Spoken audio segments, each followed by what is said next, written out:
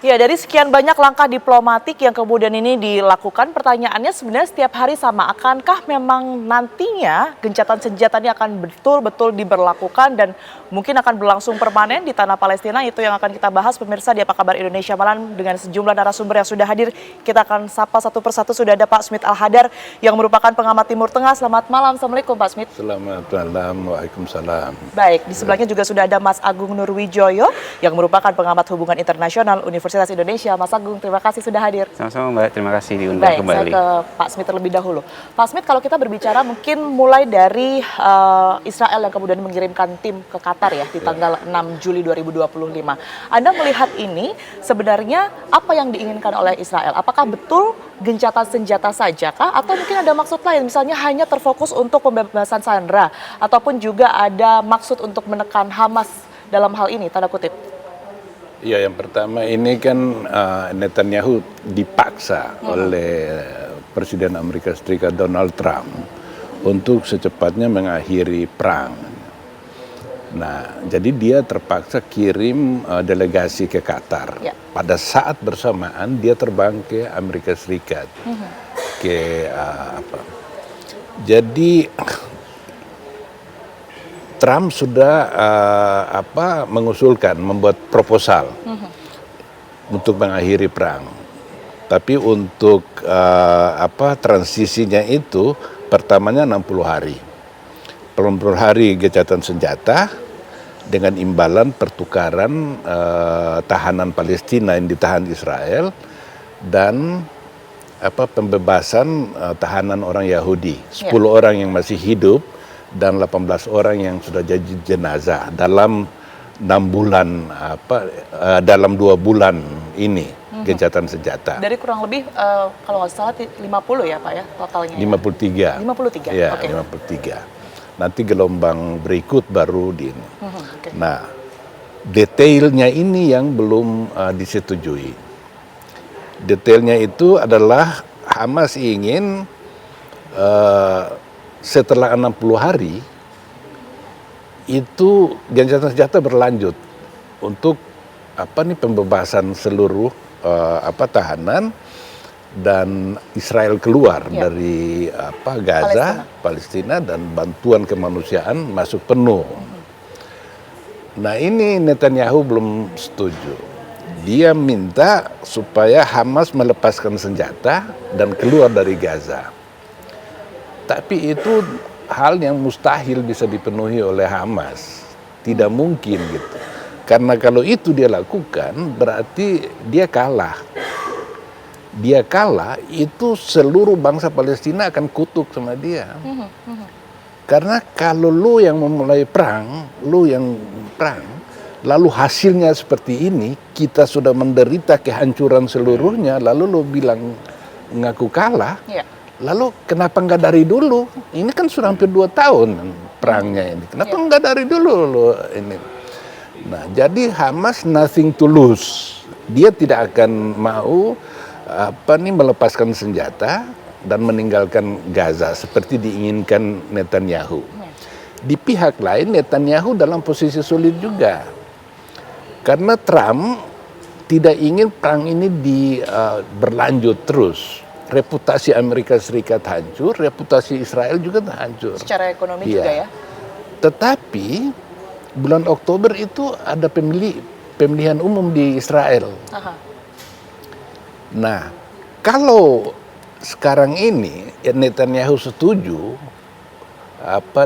perang diakhiri dan Hamas tidak melepaskan senjata, maka bisa dikata dia akan kalah dalam pemilu pada Oktober lalu. Bahkan sebelum pemilu itu mungkin pemerintahannya sudah jatuh.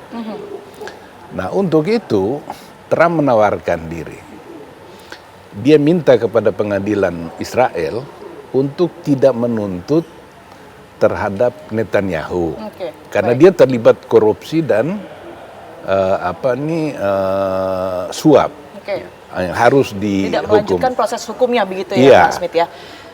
Dan kemudian Trump juga meminta agar Presiden Israel Ya. Isaac Herzog Oke. untuk memaafkan. Tetapi kalau itu dilakukan, artinya Israel tidak dihukum, Netanyahu tidak dihukum, tetapi Netanyahu harus meninggalkan dunia politik. Artinya masih banyak sekali yang kemudian ini belum menemukan kesepakatan sebenarnya ya antara Israel dan juga Palestina berkaitan dengan gencatan senjata dan juga tentunya negara-negara yang berada di belakangnya. Kalau menurut Anda, Mas Agung, ini yang kemudian dibicarakan, kita kan ketahui ya bahwa di tanggal 7 Juli malam, artinya besok waktu Indonesia, ini akan ada pertemuan antara Trump juga dengan Netanyahu begitu. Dengan segala ketidaksepakatan yang saat ini masih terus terjadi, ini apa kira-kira yang nantinya akan dibahas dan juga kesepakatannya menurut Anda seperti apa? Saya pikir sederhananya adalah apakah Netanyahu mendapatkan political leverage atau tidak. Nah, kalau Netanyahu mendapatkan political leverage, karena kita tahu ya bahwa tanggal 6 ini sebenarnya ada pembicaraan juga, delegasi Israel juga sudah bertemu dengan pihak mediator ya, di Qatar gitu ya. Walaupun pertemuannya terpisah antara pihak Israel dengan pihak Hamas seperti itu. Tapi kan itu tidak menemukan titik temu ya. Beberapa permintaan terkait Hamas kan meminta permintaan secara khusus kan, makanya kemudian kata Netanyahu adalah itu tidak bisa diterima, proposal yang disampaikan atau permintaan diberikan oleh Hamas tidak bisa diterima. Poin perihal masalah Hamas meminta bahwa Gaza Humanitarian Foundation harus dihapuskan ya. Yang kedua, Hamas juga meminta bahwa tarik mundur semua pasukan. Dan yang ketiga, urusan masalah apakah ada garansi perihal masalah tidak adanya selama 60 hari itu serangan dan segala macamnya.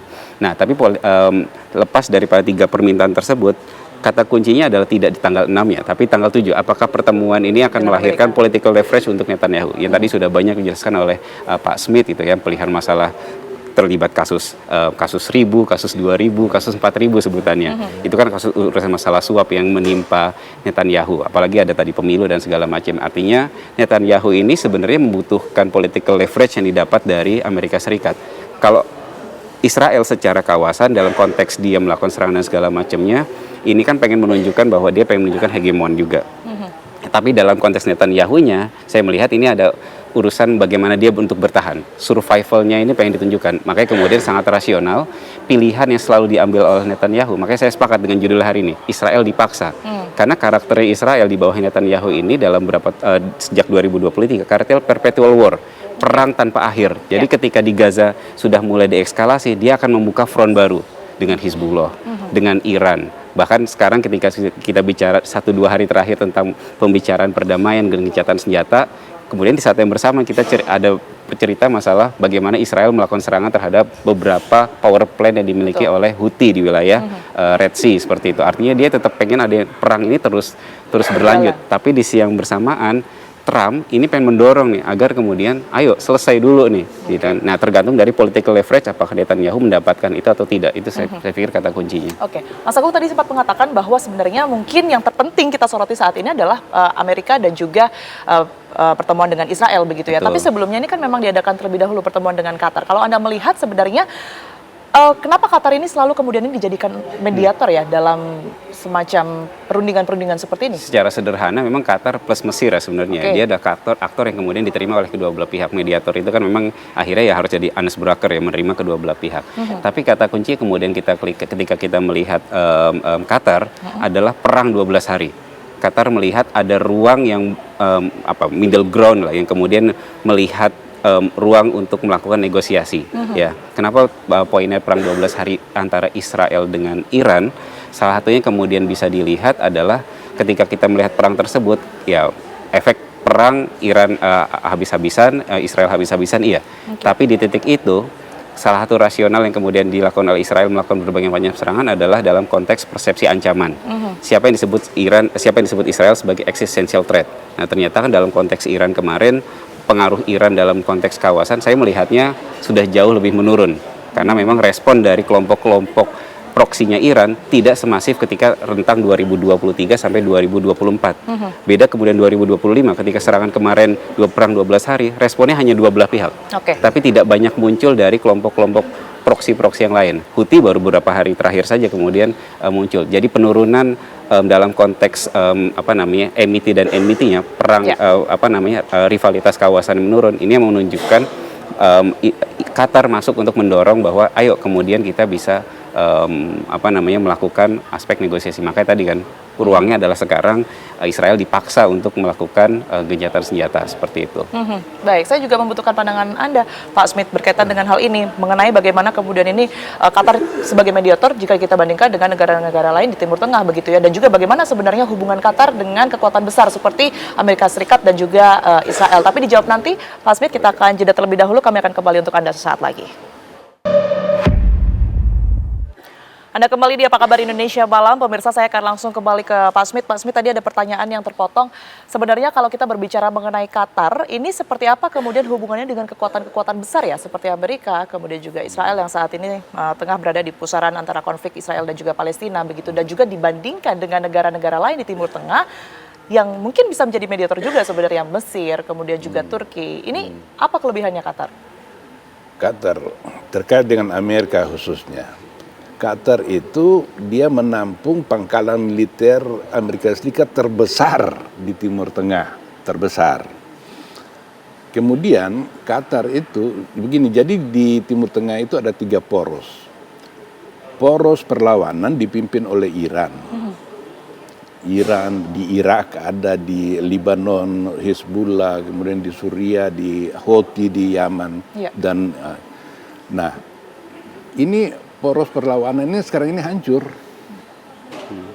Hamas Bashar al-Assad di Suriah jatuh, Hizbullah dilumpuhkan, lalu Iran diserang. Kemudian ada kubu pro status quo ini, Arab Saudi, mereka tidak ingin ada perubahan di sana, Mesir, Yordania.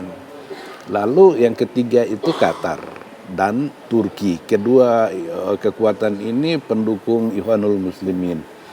Nah, hubungan Qatar ini dengan Amerika Serikat cukup dekat karena dia menampung pangkalan militer Amerika Serikat terbesar di Timur Tengah. Jadi sebagai mediator cukup didengar lah ya oleh Amerika Serikat juga.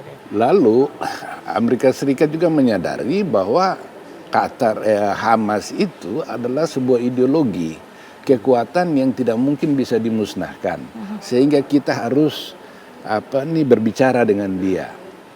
Untuk itu Amerika Serikat yang minta supaya Ismail Haniyeh dan kawan-kawan para pendukung Hamas ini duduk di sana. Bahkan dulu ada Yusuf Qaradawi. Itu ulama Ikhwanul Muslim terkenal dari Mesir kan, dia tampung juga di Qatar. Nah, Qatar juga adalah negara Arab yang walaupun belum memiliki hubungan diplomatik dengan Israel, tetapi mereka sudah punya kerjasama ekonomi dengan membuka kantor perdagangan. Qatar mengirim gas ke Israel juga. Nah, jadi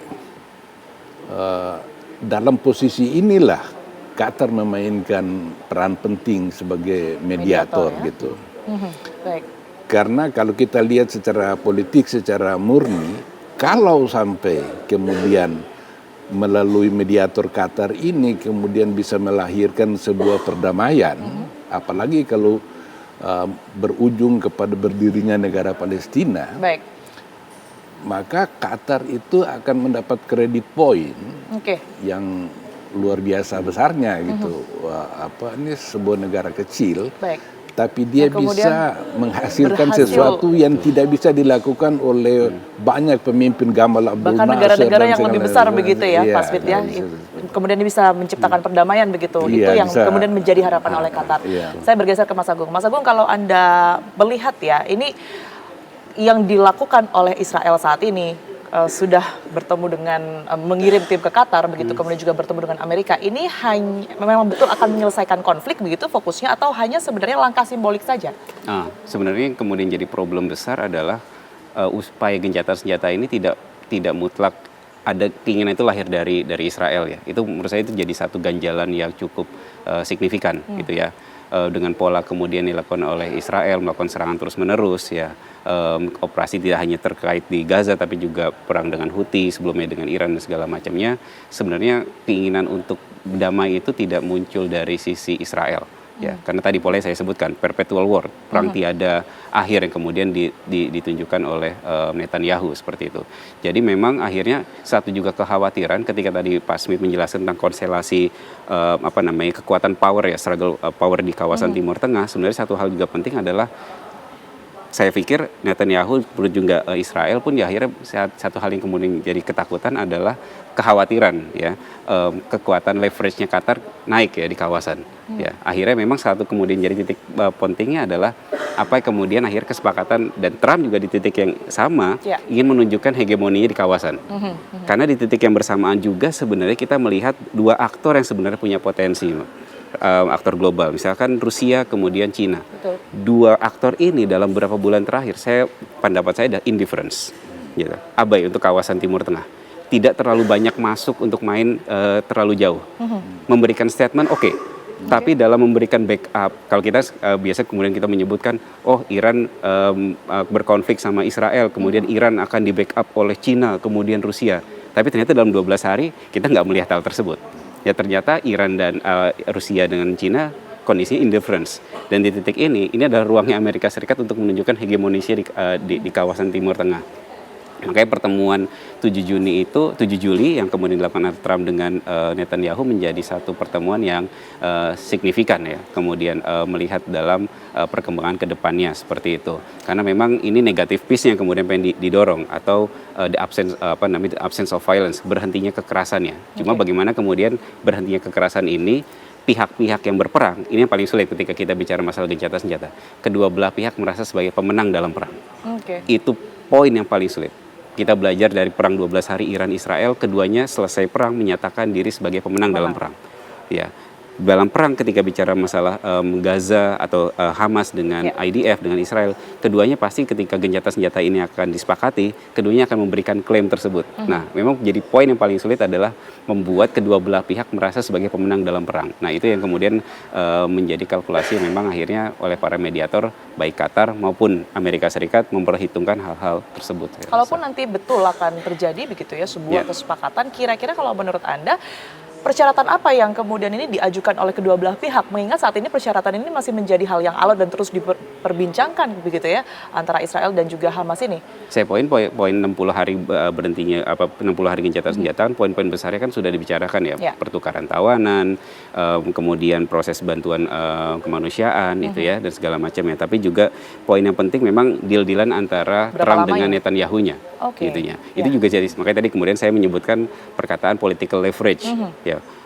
Netanyahu membutuhkan survivability, kemampuan untuk bertahan di dalam Israelnya untuk urusan pemilu, lepas dari urusan secara domestik. Padahal 70% dari penduduk masyarakat Israel menginginkan berhentinya perang. Cuma ketika perang itu selesai, Netanyahu ini merasa masih aman tidak dalam posisi dia sebagai pimpinan Israelnya. Gitu. Karena dia merasa sebagai saya adalah wartime leader. Saya adalah pemimpin yang bisa bertahan melindungi Israel dalam masa-masa sulit, masa perang. Tapi kan kritik yang juga besar datang ke Netanyahu adalah, iya Anda pemimpin di kala-kala perang, tapi Anda gagal untuk melindungi rakyat Israel ketika 7 Oktober itu kejadian serangan dari Hamas. Nah, political leverage itu yang kemudian saya rasa sangat dikejar oleh Netanyahu. Makanya kan satu hal yang menarik, delegasi dikirim ke Qatar, tapi di saat yang bersamaan dia terbang ke Amerika untuk kemudian melakukan pertemuan. Bahkan dalam 6 bulan di masanya Trump memimpin ini kan, Netanyahu sudah bertemu sampai hari ini dilakukan pertemuan ketiga. 3 kali. Sering gitu ketemuan gitu kan. Berarti kan harus ada deal-dealan di dalam seperti itu. Baik, saya ke Pak Smith. Pak Smith, memang nampaknya menjadi perbincangan yang alot kalau kita berbicara mengenai persyaratan begitu ya. Salah satunya kan tadi sudah disinggung berkaitan dengan berapa lamanya. Kalau Hamas inginnya seterusnya gencatan senjata ini diberlakukan, tidak dengan Israel. Tapi kalau Anda melihat kalau toh nanti di Qatar lancar, kemudian juga pertemuan dengan Donald Trump ini lancar begitu ya, ada kesepakatan gencatan senjata, siapa yang akan mengalah kira-kira? Apakah ini nanti akan jadi jeda kemanusiaan sajakah atau memang betul akan berdampak jangka panjang mengenai kemerdekaan Palestina misalnya? Ya kalau dari sisi Netanyahu, dia ingin perang ini berlangsung terus. Karena dengan berjalannya perang atau Hamas mengalah, maka dia mempunyai political leverage, pengungkit politik dia punya, yang memastikan dia akan menang di dalam pemilu bulan Oktober mendatang. Dia bahkan mungkin menjadi Perdana Menteri Israel yang mungkin paling hebat lah. Oleh karena itu, dia ingin perang ini jangan dulu diakhiri. Nah, tetapi di lain pihak, Trump juga mendapat tekanan dari negara-negara Arab. Negara-negara Arab itu sudah tidak sanggup menanggung beban dari penganiayaan, penzaliman ini terhadap Palestina gitu. Nah, apakah Trump ini mau melindungi satu orang demi karir politiknya, yaitu Netanyahu, dengan mengorbankan reputasi Amerika Serikat. Nampaknya itu cukup beresiko begitu ya, Pak Smith ya. Itu akan dilakukan oleh Trump begitu ya ke depannya. Tapi Trump punya kartu satu yang akan bisa mengalah, singkat saja, Pak Smith. Yaitu bantuan tahunan itu 3,8 miliar dolar. Gitu. Nah, itu Trump bisa menggunakan kartu itu untuk menekan Netanyahu. Baik, sayang sekali waktu kita sangat sempit, waktu kita sangat singkat untuk kemudian membahas ini, sekalipun itu yang kita harapkan ya setiap harinya untuk kemudian ini bisa segera diberlakukan gencatan senjata. Tapi terima kasih sekali Pak Smith atas perspektif yang sudah diberikan di Apa Kabar Indonesia malam hari ini. Terima kasih juga untuk Mas Agung, sehat selalu semuanya. Dan Apa Kabar Indonesia malam kami akhiri di sini, pemirsa. Sesaat lagi Anda juga bisa menyaksikan program Fakta bersama dengan Kristanti Yosefa. Saya Tiara Harahap. Dan saya Windy Wellington pamit undur diri. Terima kasih atas perhatian Anda. Selamat malam, sampai jumpa.